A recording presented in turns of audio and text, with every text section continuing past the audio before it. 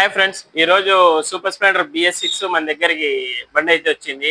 Self start కావడం లేదని. ఇది ఎర్రగుంట్ల నుంచి అయితే వచ్చింది ఫ్రెండ్స్. అక్కడ లోకల్ మెకానిక్ కాడ చూపించింటే షోరూమ్కి వెళ్ళాలని చెప్పారట. ఈ వీడియో తీసే కాన్సెప్ట్ గా నేను ఒకటి ఉంది, దీంట్లో మీకు చెప్తాను ఫ్రెండ్స్. మెయిన్ వచ్చి దీంట్లో న్యూట్రల్ లైట్ రావడం లేదు, సెల్ఫ్ కావడం లేదు. మనము న్యూట్రల్ లైట్ రాకున్నా కానీ క్లచ్ పట్టుకొని సెల్ఫ్ కొడితే అవుతుంది. ఇక్కడ క్లచ్ కానీ కొంచెం ప్రాబ్లం ఉంది, క్లచ్ స్విచ్ కానీ ప్రాబ్లం ఉంది. కాబట్టి మనము first neutral light wire add అయినా కట్ అయిపోయింది అనేది చెక్ చేసుకోవాలా. నేనైతే ఇప్పి పెట్టినాను, ఇది వైర్ అయితే ఎక్కడా కట్ కాలేదు.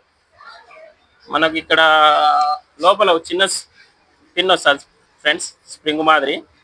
ఇది కానీ బయటికి పని చేస్తుందా లేదా అని చెక్ చేసుకోవాలా. ఇది బాగానే వర్కౌట్ అవుతుంది, బాగానేది. ఇప్పుడు మనకు స్విచ్ వైర్ కానీ బాగానేది ఫ్రెండ్స్, యాడైతే కట్ కాలేదు. అట్టప్పుడు మనకు న్యూట్రల్ లైట్ అనేది ఎందుకు రావడం లేదనేది చెక్ చేయాలంటే ఫస్ట్ మనం మెయిన్ కనెక్షన్ కాడి నుంచి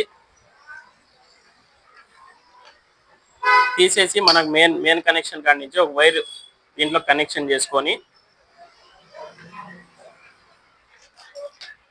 ఇప్పుడు చూడండి ఫ్రెండ్స్, మీటర్ దగ్గర బాడీ కడిపించినాయి అంటే బండ్లో నుంచి కరెంట్ అనేది ప్రాపర్గా వర్క్ అవుతుంది. దీంతో మన క్లారిటీ అయింది ఏంటంటే స్విచ్ అనేది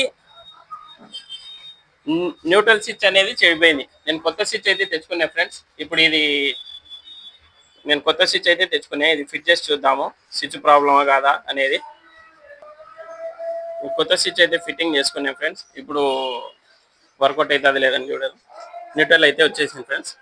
సెల్ఫ్ కొట్టి చూద్దాము.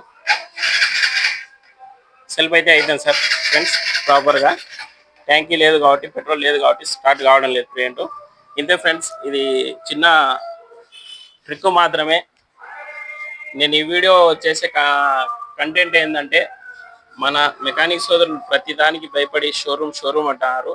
అలా కాకుండా మనం కానీ డేరింగ్ చేసి చేయాలనేదే నా వీడియో ఇది. ఈ వీడియో ఎవరికైనా మెకానిక్ సోదరులకు యూజ్ అవుతుందనే కంటెంట్తోనే చేశాను ఫ్రెండ్స్. Okay, bye.